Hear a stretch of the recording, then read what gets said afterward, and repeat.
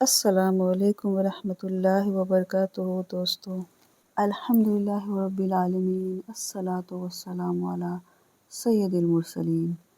اعوذ باللہ من الشیطان الرجیم، بسم اللہ الرحمن الرحیم۔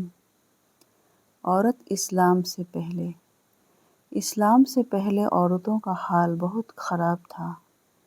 دنیا میں عورتوں کی کوئی عزت و وقت نہیں تھی۔ مردوں کی نظر میں اس سے زیادہ کوئی حیثیت ہی نہیں تھی کہ وہ مردوں کی نفسانی خواہشیں پوری کرنے کا ایک کھلونا تھی۔ عورت دن رات مردوں کی قسم قسم کی خدمت کرتی تھی اور طرح طرح کے کاموں سے، یہاں تک کہ دوسروں کی محنت مزدوری کر کے جو کچھ کماتی تھی وہ بھی مردوں کو دے دیا کرتی تھی۔ مگر ظالم مرد پھر بھی ان عورتوں کی کوئی قدر نہیں کرتے تھے، بلکہ جانوروں کی طرح ان کو مارتے پیٹتے تھے۔ دنیا میں کوئی بھی ان عورتوں کے زخموں پر مرہم رکھنے والا اور ان کی مظلومیت کے آنسوؤں کو پوچھنے والا دور دور تک نظر نہیں آتا تھا۔ نہ دنیا میں کوئی بھی ان کے درد کی فریاد سننے والا تھا، نہ کسی کے دل میں ان عورتوں کے لیے بال برابر بھی رحم و کرم کا کوئی جذبہ تھا۔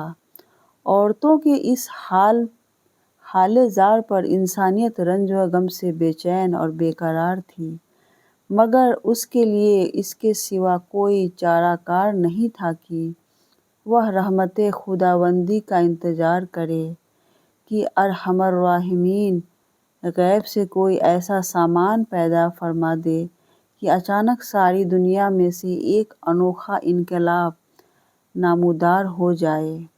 چنانچہ رحمت للعالمین کی رحمت کا آفتاب جب طلوع ہو گیا تو ساری دنیا نے اچانک یہ محسوس کیا کہ جہاں تاریک تھا، ظلمت کدا تھا، سخت کالا تھا، کوئی پردے سے کیا نکلا کہ گھر گھر میں اجالا تھا۔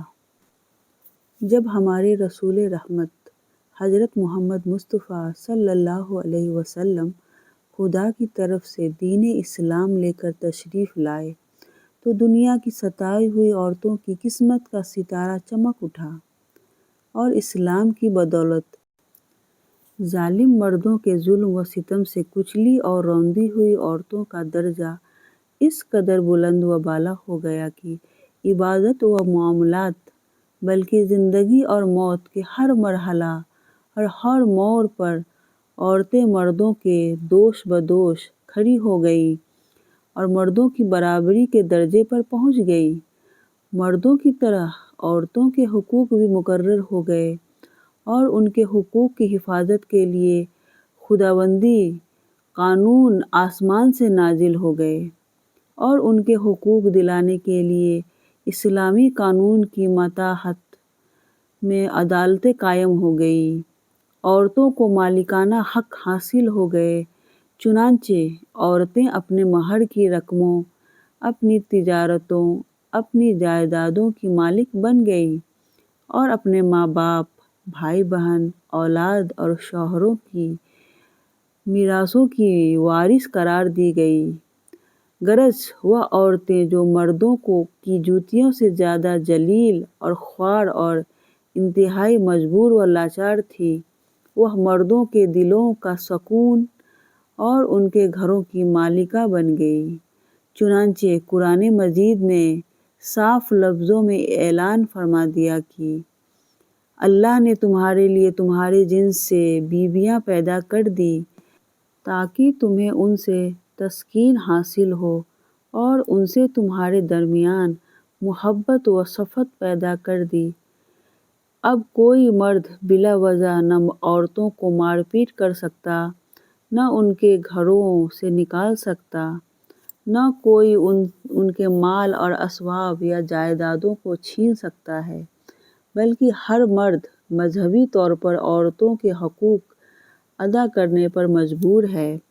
چنانچہ خداوند قدوس نے قرآن مجید میں فرمایا کہ عورتوں کے مردوں پر ایسے ہی حقوق ہیں جیسے مردوں کے عورتوں پر۔ اچھے سے سلوک کے ساتھ اور مردوں کے لیے ایک فرمان جاری کر دیا کہ اور اچھے سلوک سے عورتوں کے ساتھ زندگی بسر کرو۔